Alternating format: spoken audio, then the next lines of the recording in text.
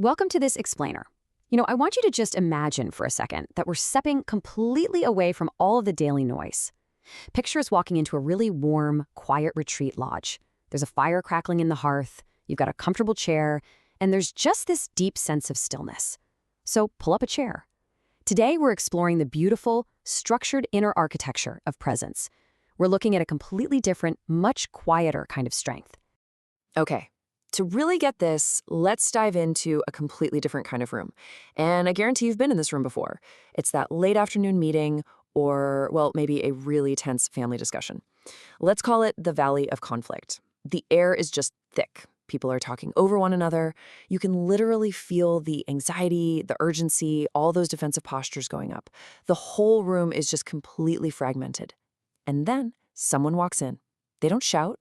They don't slam a folder on the table to get attention. They just take a seat. But here's the difference. Their nervous system is entirely regulated.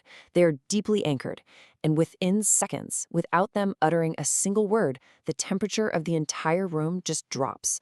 That palpable tension, it actually begins to dissolve. Section 1. A shift in the room. To really wrap our heads around how this works, think of a deeply present leader like the hearth in our retreat lodge. A hearth doesn't run around the room screaming for attention, right? It doesn't force you to be warm. It simply sits in its center, holding a steady, contained fire.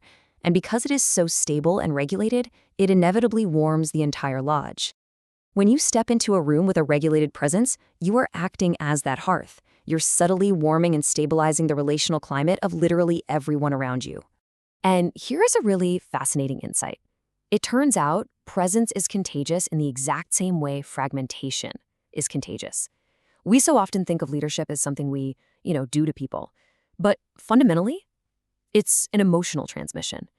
If you're internally chaotic, if you're driven by urgency or operating from some unhealed narrative, that fragmentation absolutely spills over.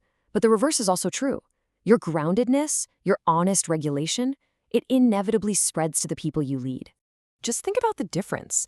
A fragmented climate is driven by urgency, emotional spillover, and this constant, looming fear of making a mistake. Honestly, it's exhausting.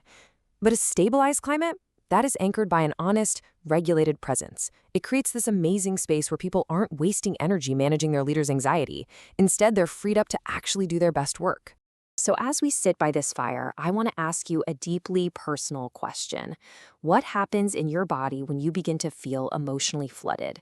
Does your jaw clench up? Does your vision kind of narrow? Do you feel that sudden, overwhelming urge to speak quickly, to over-explain yourself, or maybe you just completely shut down and withdraw? Knowing your own physical signals is absolutely crucial. It's the very first step in recognizing when your inner architecture is being tested. Because here is the reality of it. We do not lose ourselves all at once. We don't just wake up one day and find ourselves entirely disconnected. Actually, we lose ourselves in these really subtle, fleeting internal departures that happen in small moments. It happens in a sudden surge of emotion, or when a simple interaction touches on an active, unhealed narrative we have about our own worth. It happens under the intense pressure of urgency, where we just choose speed over discernment. Or, it happens out of relational fear, the fear of disappointing someone, so we abandon our own truth just to manage their approval. It's in these tiny, micro moments that we step away from the hearth. Section 2. Trust through personhood. You see, real trust isn't built just by what we say. It isn't built by our shiny resumes or our technical skills or how perfectly we manage our outward image. No, trust is built by the actual quality of personhood we bring into an exchange. It is the visible expression of our invisible integration. When someone sits across from you, they are instantly sensing whether you are genuinely available or if you're just performing for them. They are sensing your quality of personhood.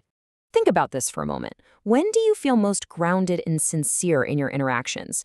Try to picture a specific time when you were able to remain completely open, listening deeply, without feeling any need to dissolve your own truth or dominate the exchange just to feel safe. Got it? That specific feeling, that is relational presence. When a leader achieves that kind of regulation, they aren't ruling with an iron fist. They are embodying steadiness. A leader who embodies regulation gives permission to everyone else in the room to become more honest, more grounded, and much more steady.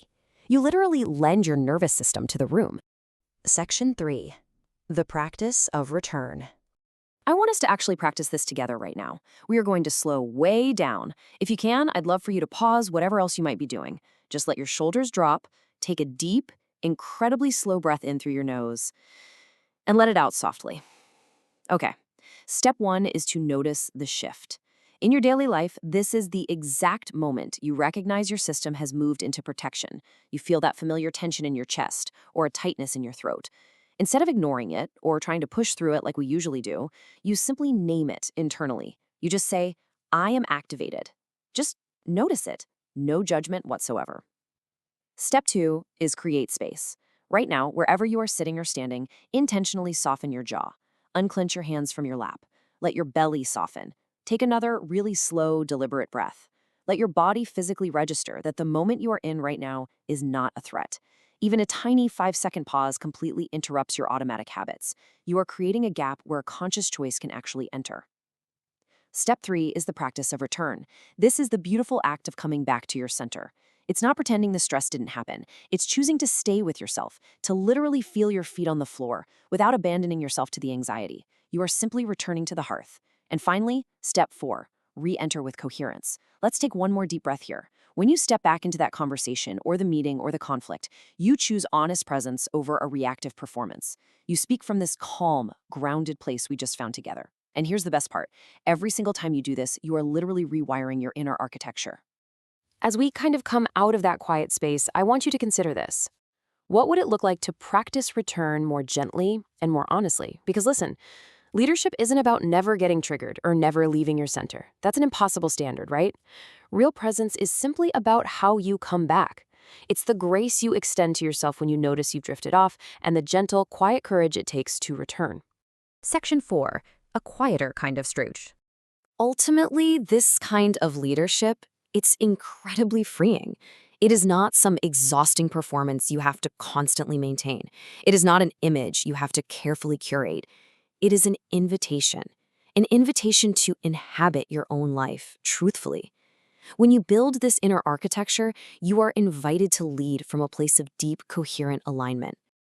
I want to leave you with this final, truly beautiful thought. Presence is not proving your strength. It is the quiet courage to return to it. You don't have to prove anything to anyone. You just have to return to the hearth. Thank you so much for sitting by the fire with me for this explainer. As you step out of this lodge today and back into a daily life, I leave you with this one question.